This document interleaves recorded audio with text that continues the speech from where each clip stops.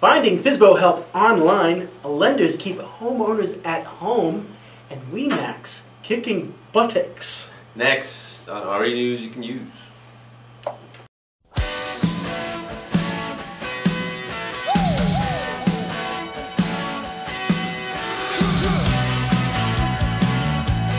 Welcome to Real Estate News You Can Use. What up, man? What's going on, Keith? How you been? Good, man. How are you? What'd you do with Keith? This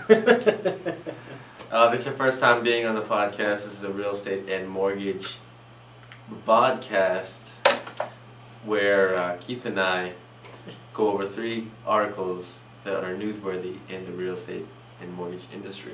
Yeah, we're a little goofy sometimes, like Dad was just now, but you know, within that goofiness, there's some real material that people would actually you as a real estate agent, a buyer, or a seller, or in the loan business, you might find interesting and helpful to whatever you're doing in your daily life. That's right. That's right. That's why we do this. Save you some time, maybe even save you some money. Yeah. So let's get it on. Let's get it on. So our first article is from bankrate.com. Solo home sellers find FSBO help online. We just had an earthquake. Oh my gosh! Did you feel that? I'm just glad my coffee didn't spill. Dude, you shake my world, man. Eddie, you okay over there? You must like the article. You must like the article, I guess. So it's all about FSBOs. Eddie fell for me. Eddie fell for me again. You know that happens. Yeah. I'm sorry. Let's say that again. I'm sorry. Bankrate.com, talking about FSBOs. Yes. By owners. Yep. FSBO, they spell it F-I-Z-Z-B-O-O. Well, this article actually was kind of like a how-to almost, but it's kind of like some useful information. I know a lot of people are having a hard time selling their place, and especially in this market, Keith. Yep. I know a lot of people probably go this route. They try to sell their property with a real estate agent. They feel like they owe too much money. Yep. They want to cut the guy, the middleman out. They don't want to pay that commission in order for them to sell their house properly.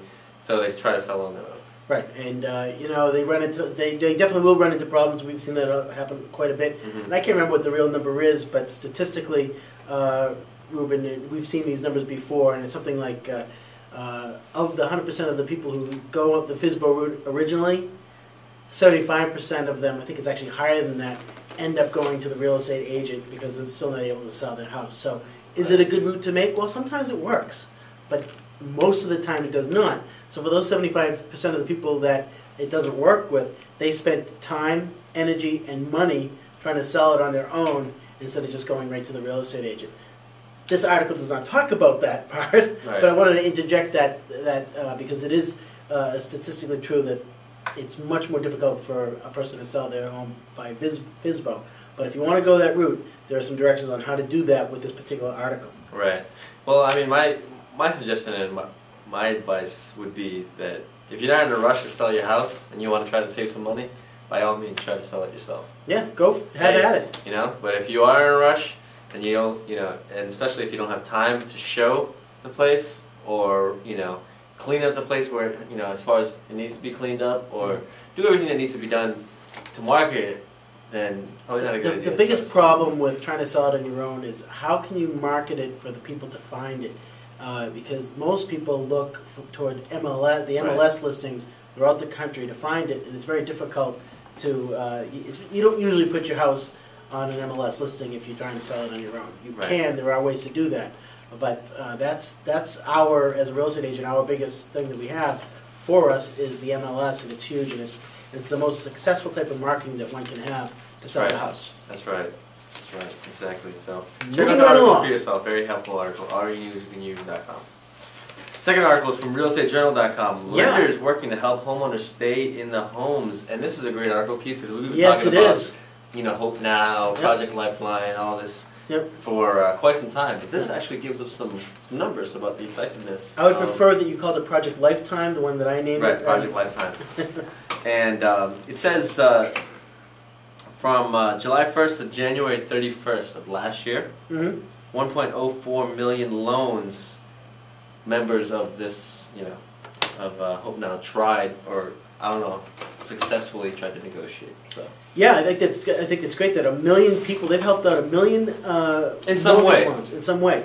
73% they helped out by if they had missed payments, that they just extended the payment plan and they let them miss those payments.